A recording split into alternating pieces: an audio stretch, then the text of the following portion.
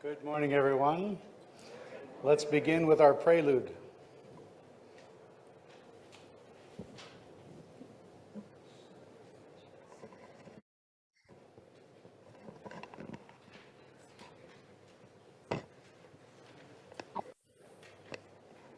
Simon or Susan, I'm not sure who's running that. Our prelude? Love one another? Love one another. Yeah. Go ahead.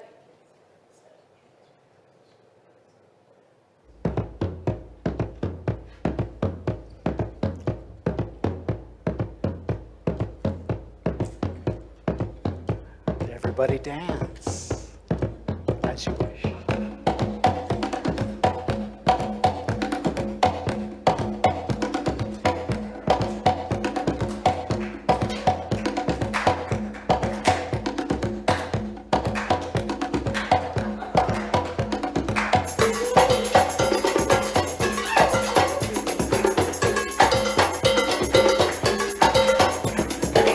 There are words to this song. If you'd like to sing along, I encourage you to wear your mask.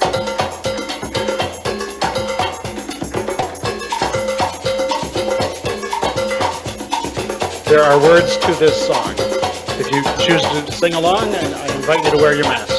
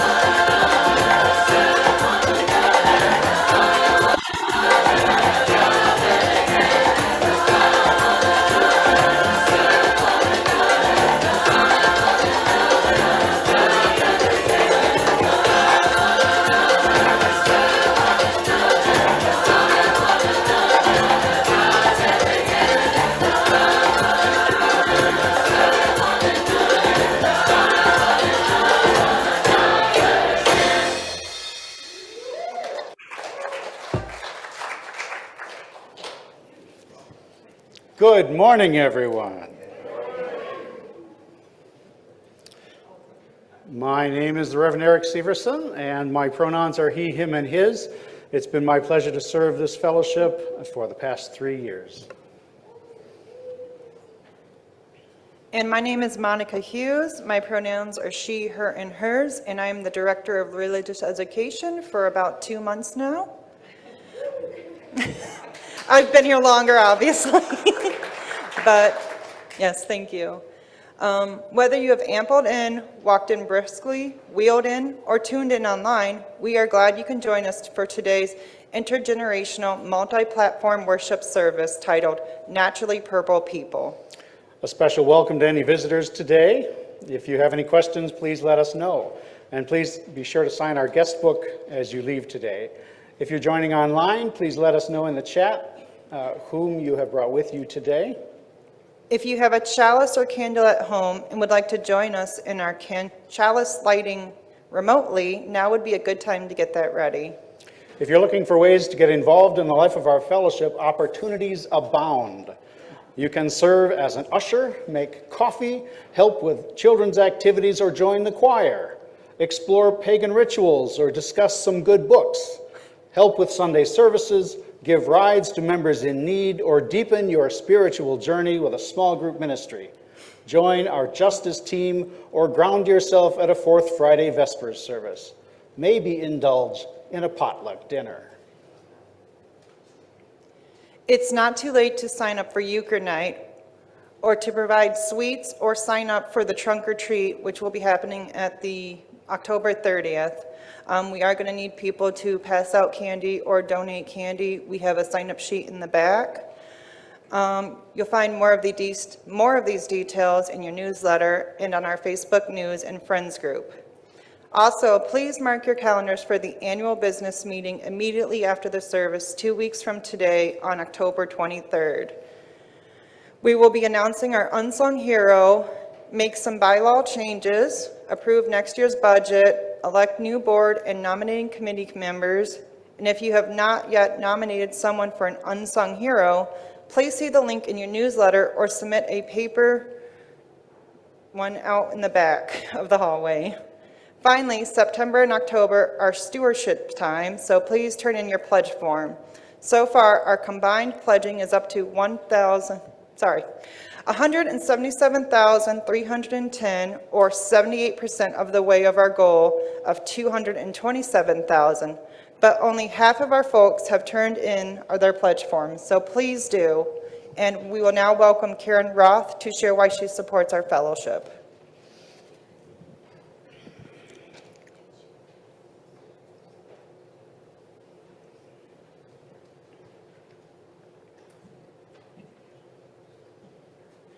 Hi, I'm Karen Roth. I've been attending the fellowship for close to 25 years. I started coming when my son was very young. I wanted to find a place where I had a community, and I was unchurched myself, never went to church and didn't have strong religious beliefs, and I wanted to provide something different for my son. And so my mother had friends that came to this fellowship, and she suggested that we come here, and we found a home here, and we found a place where he was accepted. He's, for those of you who know him, walks his own path, and I also found a sense of community with the choir. But because I was unchurched, a lot of the normal activity of a church was new to me. And when it came to pledging, it was kind of a new idea. And I remember during one of the pledge drives, Sarah Clave was talking about pledging as like a form of spirituality, and the whole idea of stewardship, of taking care of something. And I was thinking, so what is it that I take care of, and what is it important to me? And the number one thing that came to mind was my son. And I thought about, do I resent, having to take care of him? No, it's my greatest pleasure to take care of him.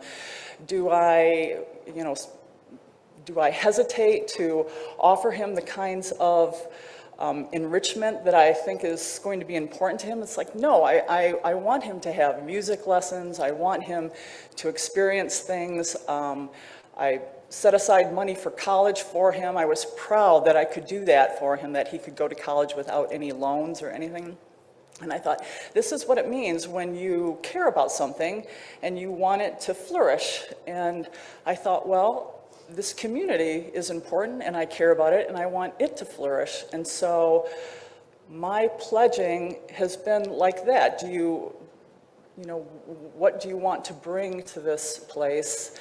And do you want it to flourish? Do you want it to grow? Do you want it to nurture it and take care of it? And I do. And my level of involvement has varied depending on my stage of life. But I really think that this place is important, that it needs to exist for people to be a balance for maybe other voices that are out there in the world. And so that's why I pledge regularly, and I hope you will too. Thanks.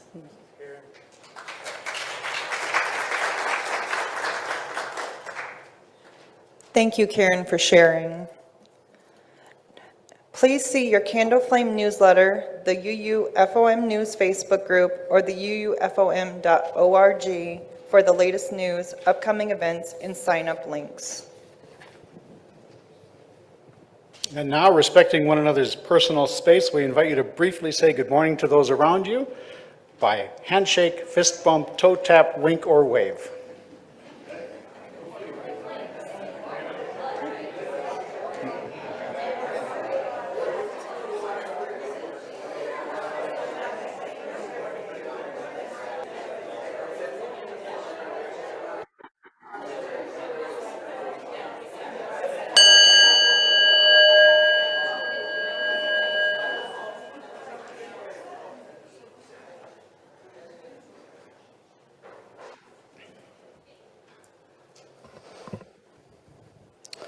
Our chalice lighting words today are called "The Stars in the Pews" by Reverend Eric Walker Wickstrom. I invite you to read along. Each of the stars in the heavens is unique and individual, yet together they form the night sky. Each of us here is unique and individual, yet together we are a congregation. Each of our congregations is unique and individual, yet together we are an association. For stars in the sky, for people in the pews, for members of our association, in gratitude, we light this chalice. I invite you now to rise in body or spirit to join with your masks, please. Today's opening song, shared by Sarah Nuss Warren. It is number 1023, Building Bridges. It is sung as a round. I will try to lead it as a round with words by the women of Greenham Common to a contemporary Quaker tune.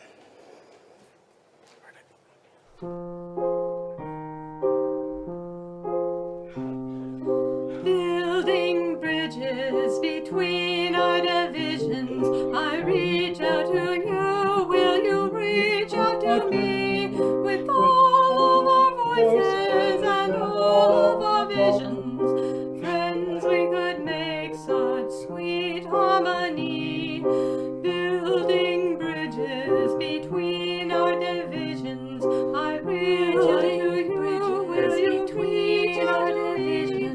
With all of our voices and all of our visions, friends, we could make such sweet harmony. With all of our voices and sweet harmony, with all of our voices and all of our visions, friends, we could make such sweet harmony. All of our visions, friends, we could make such sweet harmony. Thank you all.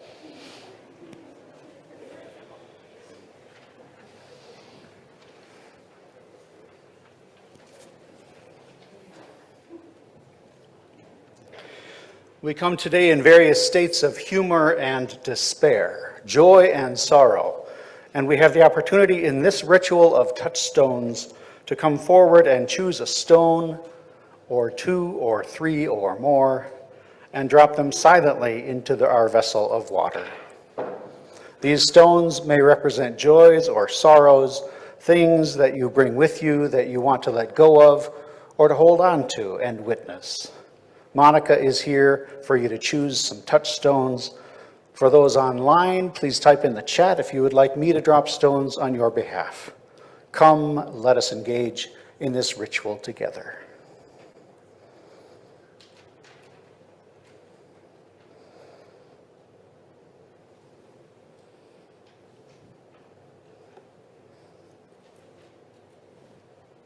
Chopin? Simon?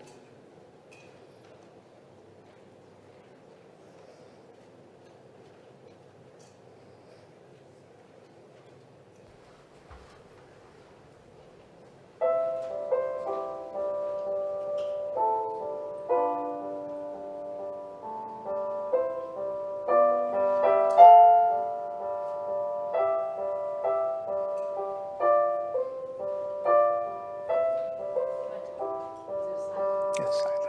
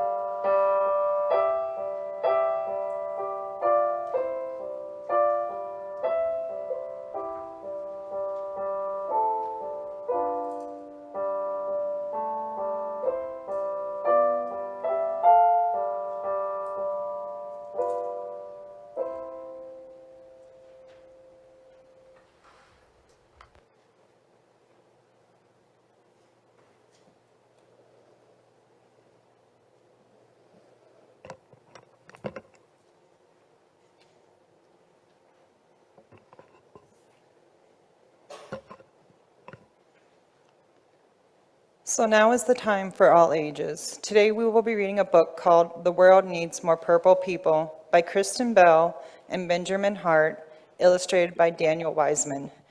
And today we're doing things a little bit different as we are trying Kindle for the first time. So I will be reading it off the book. So the world needs more purple people. Hey kid, yeah you. Are you kind? Are you curious? Can you be really, really ridiculously silly? Then you'd better open this book right now because you're about to become a purple person.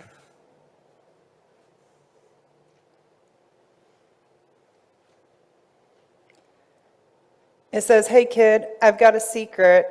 It's gonna knock your socks off and I can't wait to share it with you. Ta-da! Follow my guide to become a purple person.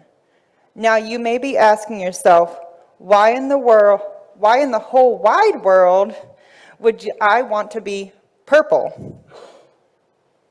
Purple is a magic color made by red and blue when they work together. I think that all the best things in the world are purple. But you're probably wondering, what does that have to do with people? Wow, are you a genius? Because you've already on your way to becoming a purple person. You want to know why? Yes. Step 1, ask really great questions. My dad says purple people ask great questions. Questions about everything, even questions about questions. Hey, Dad, how far away is outer space? Have you ever met a dolphin? How many dolphins live in outer space? Purple people are the kind that help people when...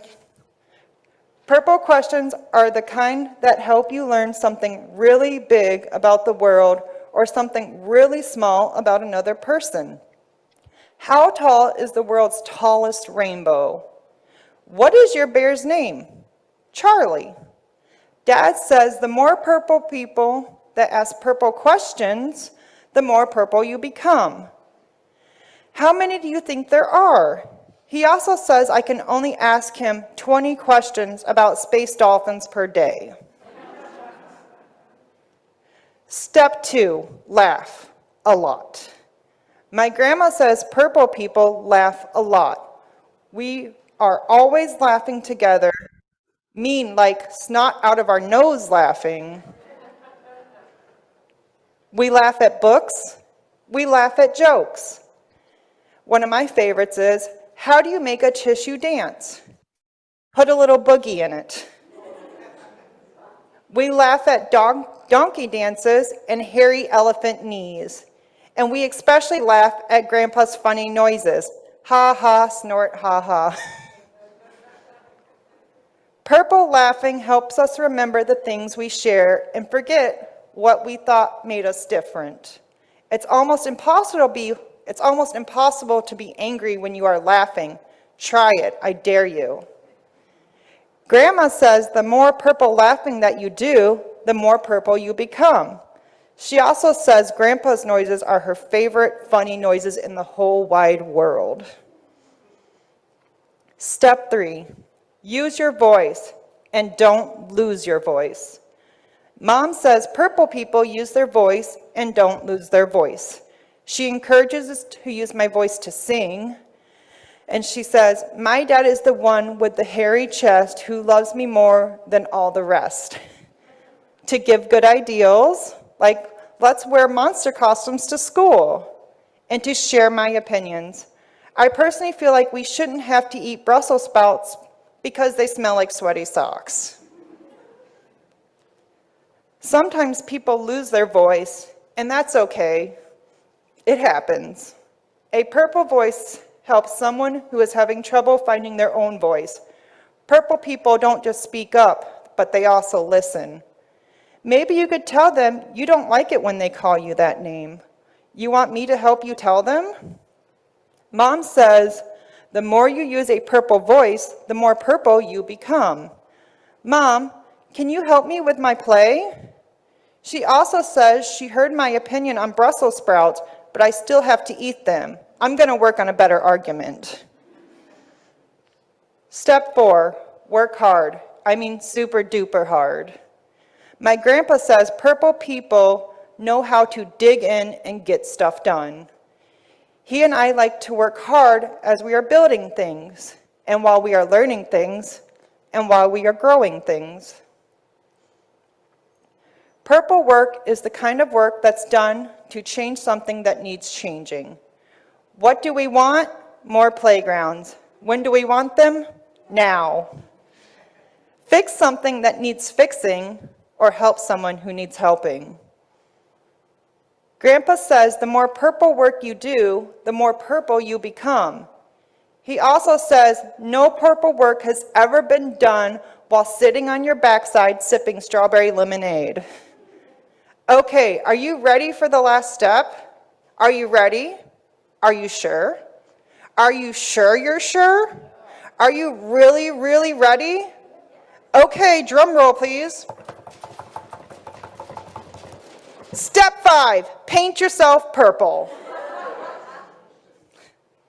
Just kidding. It's not the way you become purple.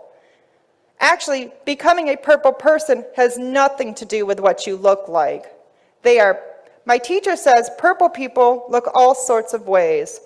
They are big and small, old and young. Some wear cool coats, and some wear shorts with lots of pockets, and some wear funny hats. She says purple people feel blue sometimes and red other times. And some purple people even have green hair.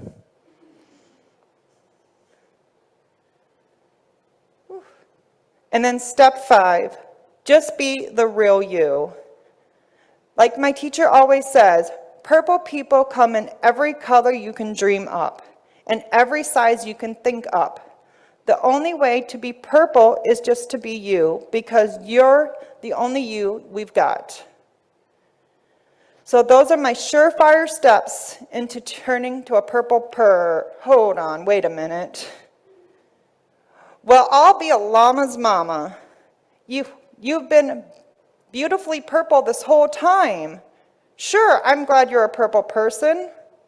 And the llama says, Mama, because the world needs more purple people just like you.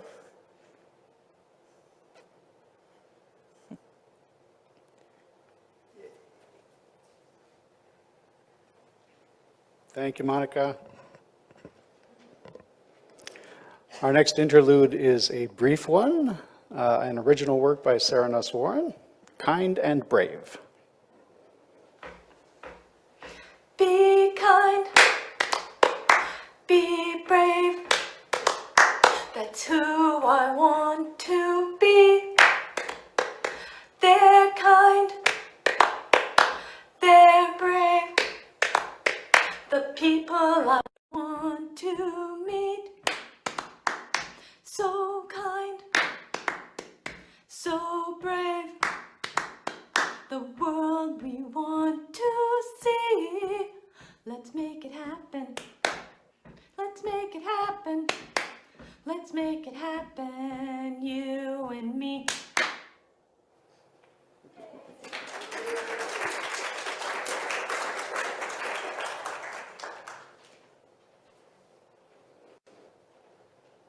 And now for a meditation by the Reverend Axel German.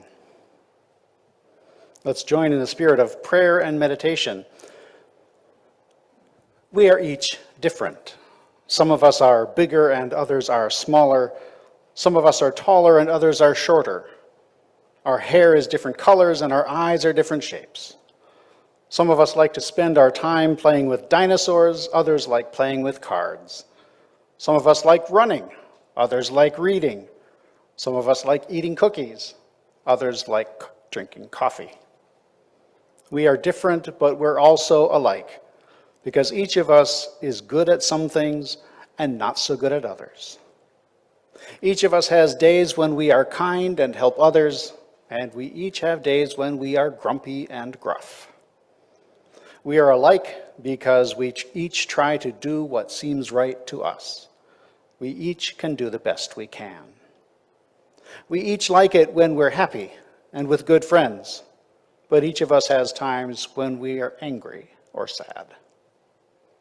Let us remember that even though we may sometimes think life would be easier if everyone just liked what we liked, and everyone thought just like we think, our differences are what make each of us unique and special. It is a joy now for our next interlude, titled Love at Home by John Hugh McNaughton, arranged by Andrew Hobryluck, and sung for us today by our brand spanking new quartet, Sandy Hay, Kevin King, Andrew Schultz, and Roy Wedge.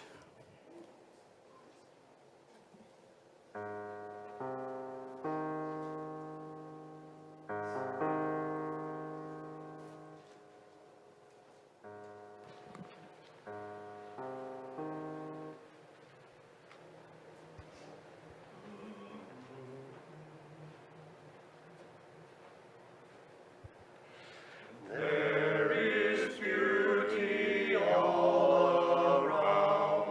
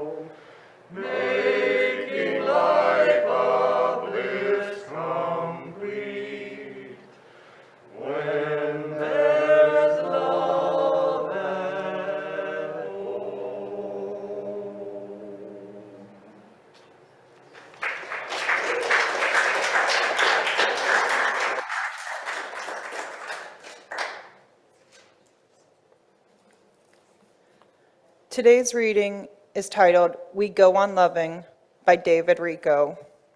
What makes us human beings so uniquely wonderful in this puzzling universe is that we never give up on love. Against all odds, with no guarantee of being loved in return. Out of the hate and hurt so often handed to us, in the face of the sad suffering that history has let us see, we go on loving. With deep respect, we deserve for this capacity of ours to make love out of anything and let it last.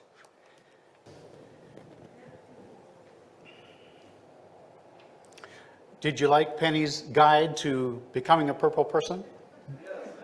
I think we Unitarian Universalists are naturally purple people. But let's talk more about each step. So this is the part where we ask questions and you give us answers. So her first step, which is for step 1, ask really great questions. What is a question you would like an answer to? Why is life? Why not something else? Why do we call life life? Why life? Why is life life? Why is there not life? Great question. Any others?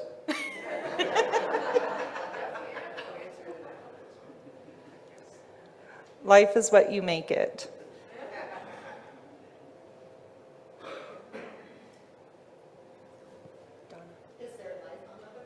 Is there life on other planets?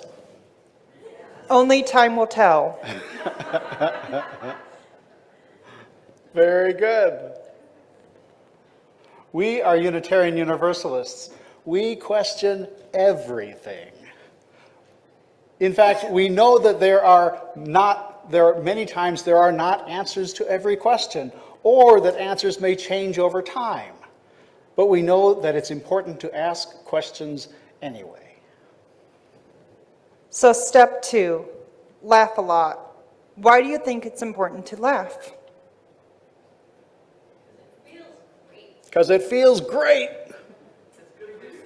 It's good for you. It releases stress. Builds community. Builds community. I'm totally against laughing. Duly noted. Lex, For a serotonin boost. it's fun. It's fun. All right.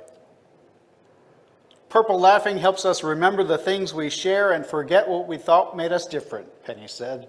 We do some of this, but we could do a whole lot more, even with Carolyn. Let's have more fun and celebrate more joy. So step 3, use your voice and don't lose your voice. Why is it important to use your voice? To help people. Change things. To change things. Because people can't guess what you're thinking. Because people can't guess what we're thinking. To make your needs known. To make your needs known. And people need to know who you are. Good answers. As Unitarian Universalists, we know it's important for us to love one another and to say something when we see people being mean or selfish. Sometimes people do lose their voice, and because we love one another, we can sometimes help them find their voice again. So step 4, work hard, super duper hard. What does hard work mean to you? And have you ever worked hard? A sense of accomplishment. Yeah, go ahead. Yes, if it's gratifying. Yes, it's gratifying. If it's gratifying. If it's gratifying. Oh, it is gratifying, okay. Feels good when you're done. So true. You can check things off a checklist. the work can feel good while you're doing it too. I think that sometimes it's like meditation. Sometimes it's like meditation. You get in the, it's a antidote to despair. I love that.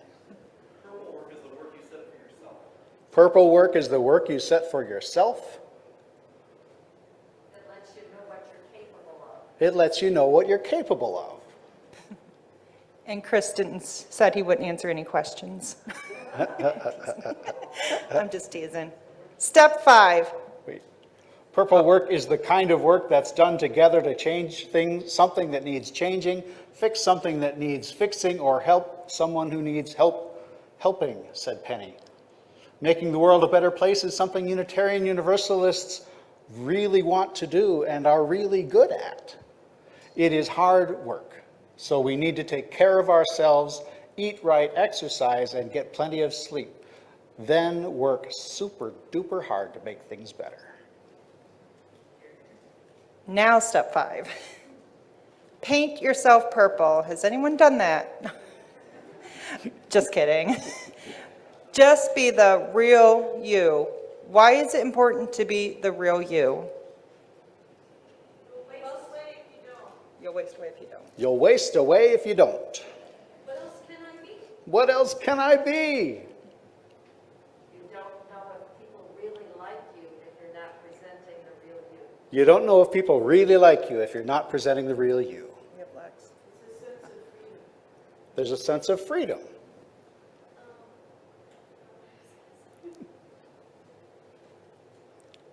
Permission to forgive yourself. Permission to forgive yourself. Yeah. Great. Well, Unitarian Universalism is all about helping you be you. It supports each of us as we grow through life and learn new things. So just be yourself, and the world will be a better place just for having you in it. Penny also taught us that our differences make each of us unique. You're the only you've got. And our meditation taught the same thing, that even though we're alike in so many ways, our differences are what make each one of us unique and special. Songwriter John McNaughton must have grown up in an amazingly loving home to write such a beautiful song. Depending on where or when we are born, it's not always the case that there is love at home. It might change over time as circumstances come and go, or as people make different choices. But love at home is a thing we all can hope for and try to make real. Because as teacher and writer David Rico wrote, what makes us human beings so uniquely wonderful in this puzzling universe is that we never give up on love. Against all odds, with no guarantee of being loved in return, out of the hate and hurt so often handed us in the face of the sad suffering that history has let us see, we go on loving. That also is something that Unitarian Universalism calls us to do. The world needs more purple people. And it needs more Unitarian Universalists. So remember to ask all the questions. Laugh a lot. Use your voice. Work hard and just be yourselves. We can make the world a better place by loving one another.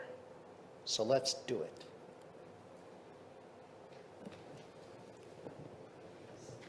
Offertory.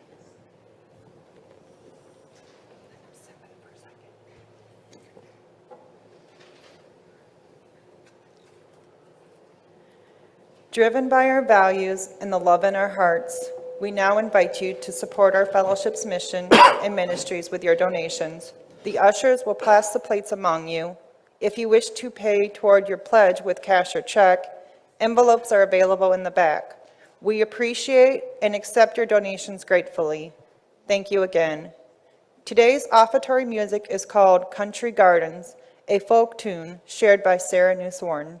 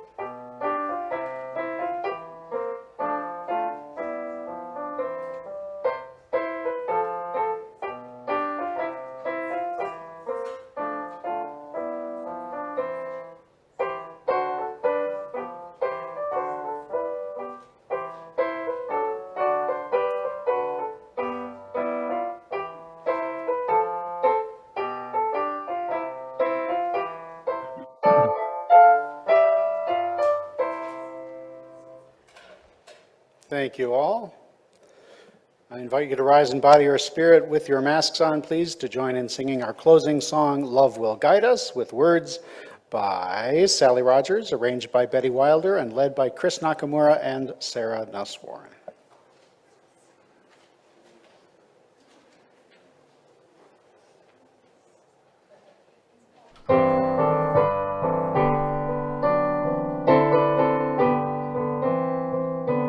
Love will guide us, peace has tried us, hope inside us will lead the way on the road from greed to giving.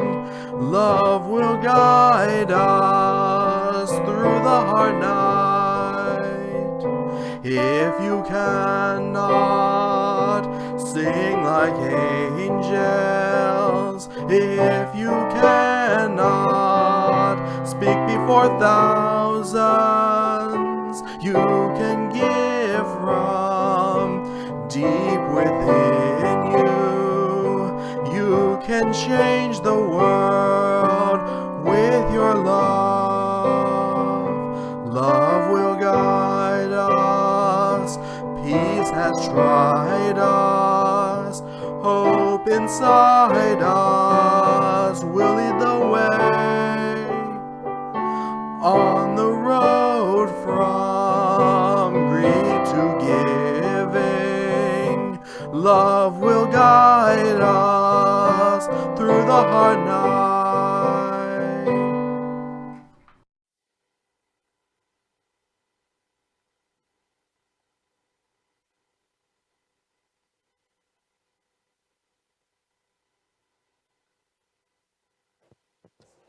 There we go.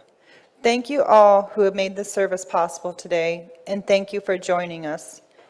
After our closing words, we will dance ourselves out with a reprise of Love One Another.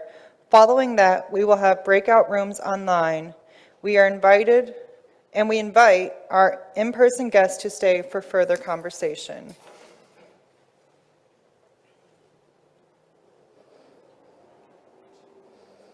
Influenced perhaps by my recent stay at a Franciscan Spirituality Center, I share these closing words today, a Franciscan benediction.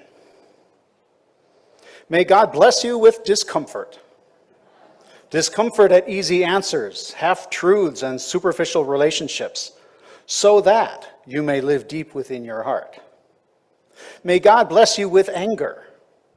Anger at injustice, oppression, and exploitation of people, so that you may work for justice, freedom, and peace.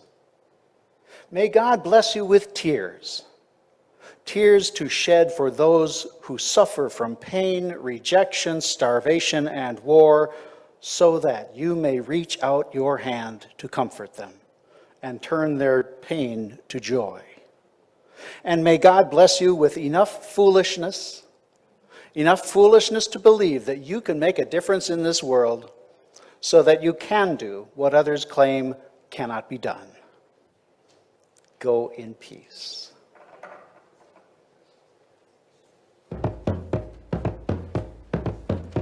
Vince!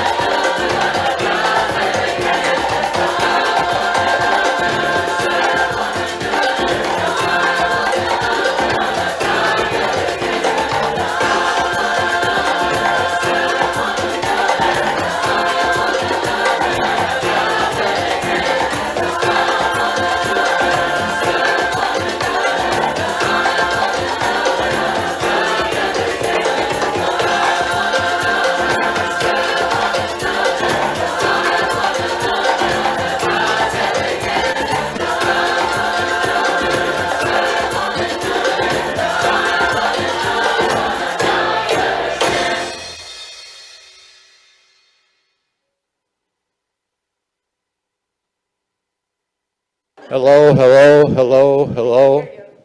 If you can hear me, I'm over here by the doorway. This is Tom. Hi.